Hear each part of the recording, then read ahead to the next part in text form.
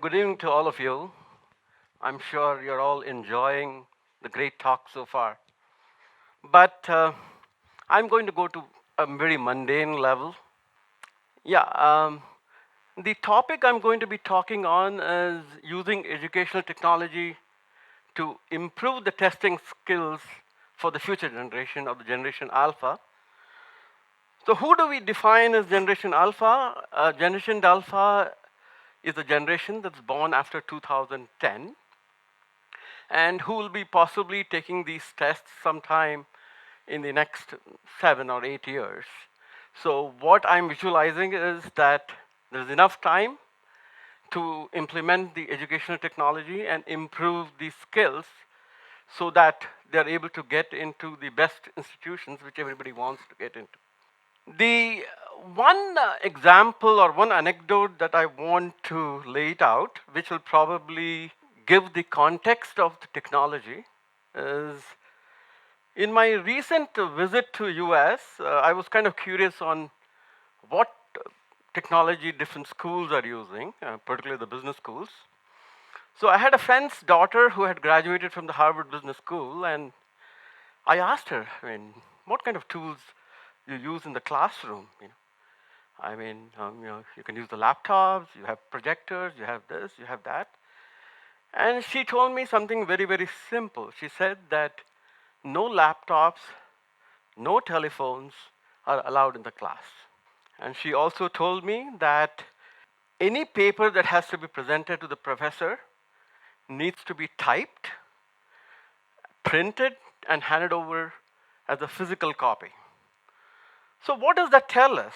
That tells us that as much as we have technology, a lot of learning has to go beyond technology. It has to be more basic in terms of the learning. But if you look at the standardized aptitude tests that you see, so we have a whole bunch of them for all different schools. So you have the SAT, you have the GRE, you have the GMAT, and then you have the MCAT, and the whole range of tests for different schools. There are too many of them to even mention. The focus of all these tests are on three basic skills, which was thought of from the early 20th century. They're called as three R's: the reading, writing, and arithmetic. And this was coined. This word was coined by William Curtis, who was also called later the Lord Mayor of London. So if you look at all these tests which test on the educational aptitude for the students, they test these three R's. But this has evolved a little bit over the past 20 or 30 years, I would say. So the leaders of education also want to be able to test creativity, communication, critical thinking, and collaboration.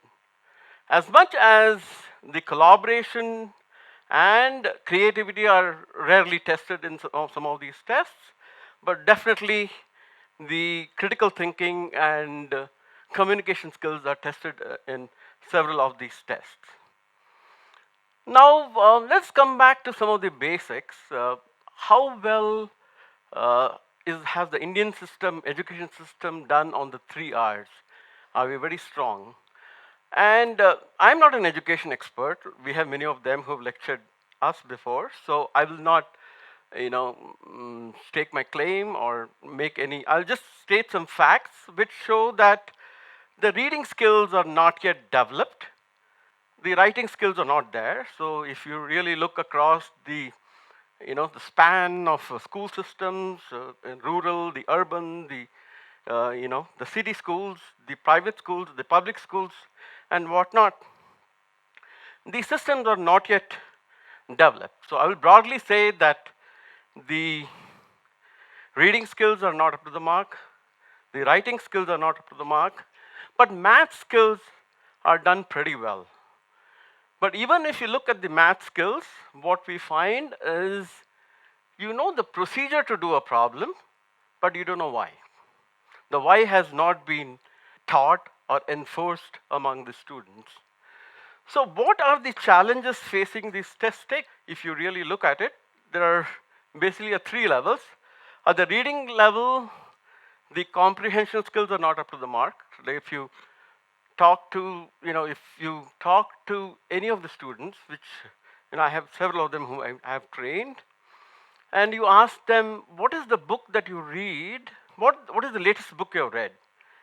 He said, the non-detailed book in my course. There's nothing else that they've read. Many of them. But there are a few who do a great job of reading many books. And what I saw that they were because the parents took on the initiative to build the reading habit. When you look at the writing ability too, the writing ability again is fairly rudimentary.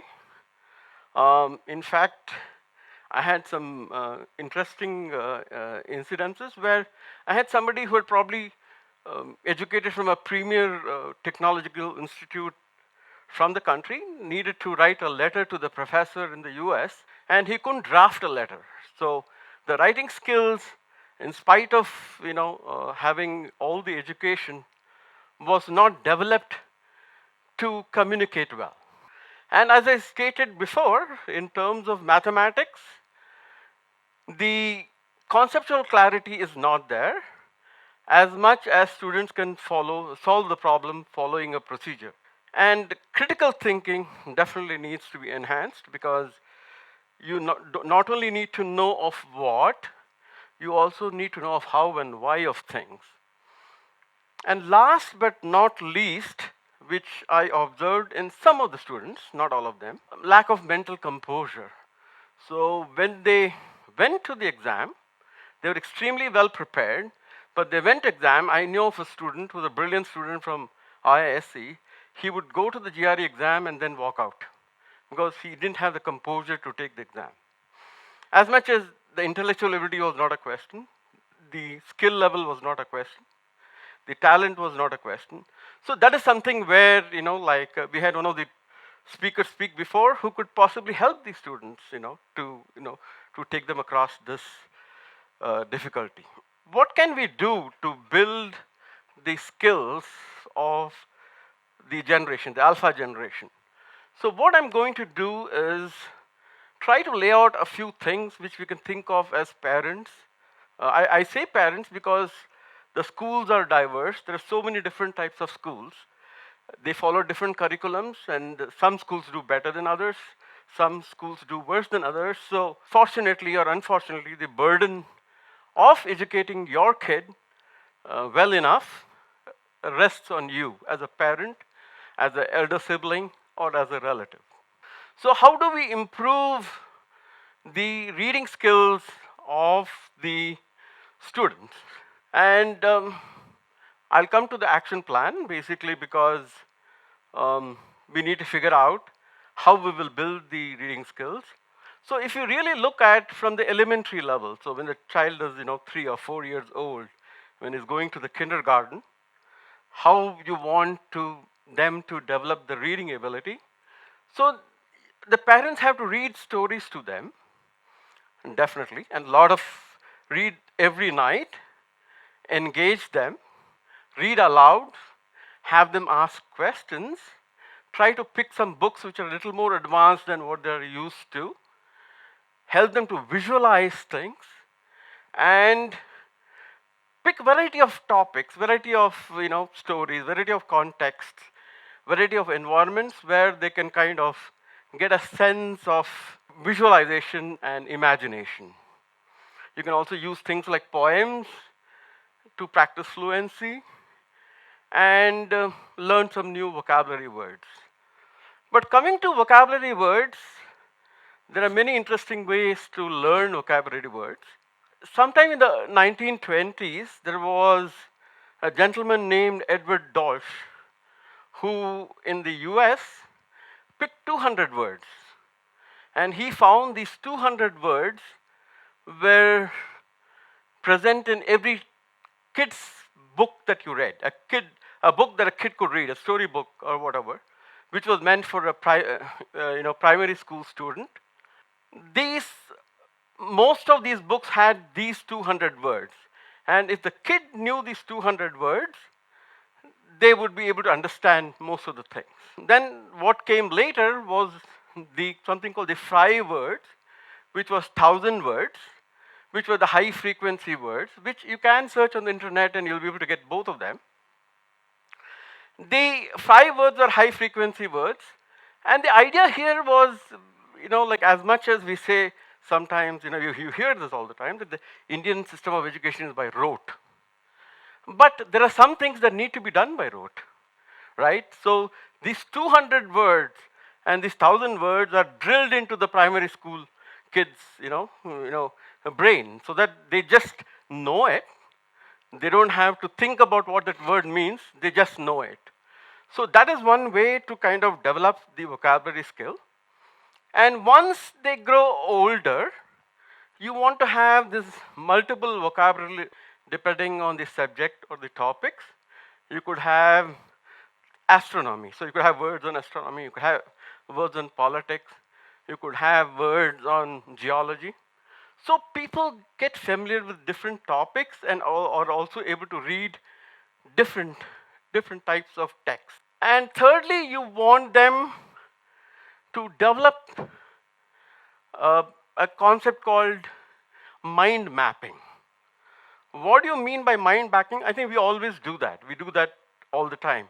So you say there's a problem, you draw a circle, draw one line, one line, one line, and which kind of explains the problem to you. The same thing, in a little evolved, a little more sophisticated way, can be developed so that the child is able to analyze the issue and also come up with solutions and better comprehension. And when it comes to writing, the one thing which is very, very important is we have come to a situation where very, very few people write. In fact, I get written notes when some home cook delivers some food. That's where I've seen writing. Otherwise, I don't see writing at all. It's either an email or a typed note or something else that is coming in.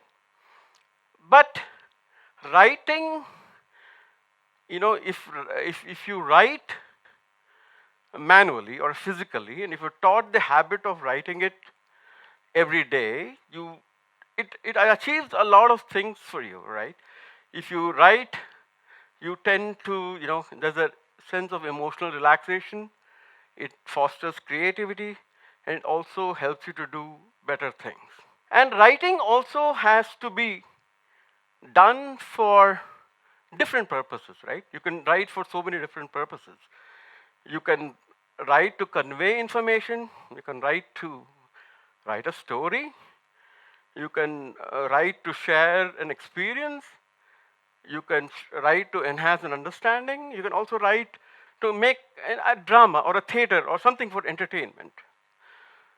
So I think teaching these kind of skills in the middle school and the higher school would help the students very, very significantly. We come to the math last. In case of math, the average skills in math of a student are fairly advanced in India, among the Indian students, as compared to most other countries.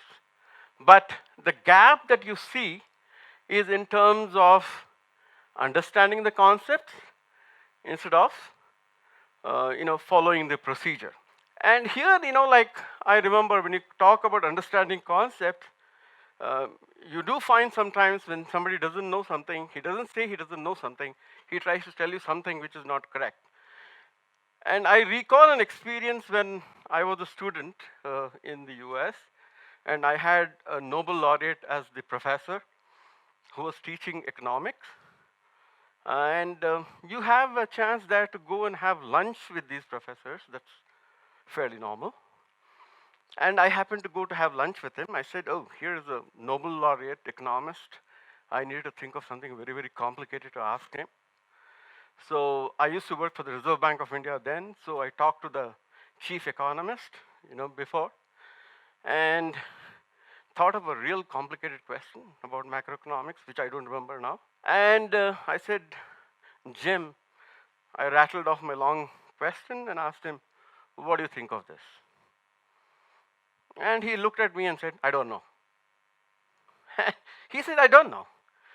So that was one of the greatest lessons that I had, because there are times in your life you have to be truthful to yourselves.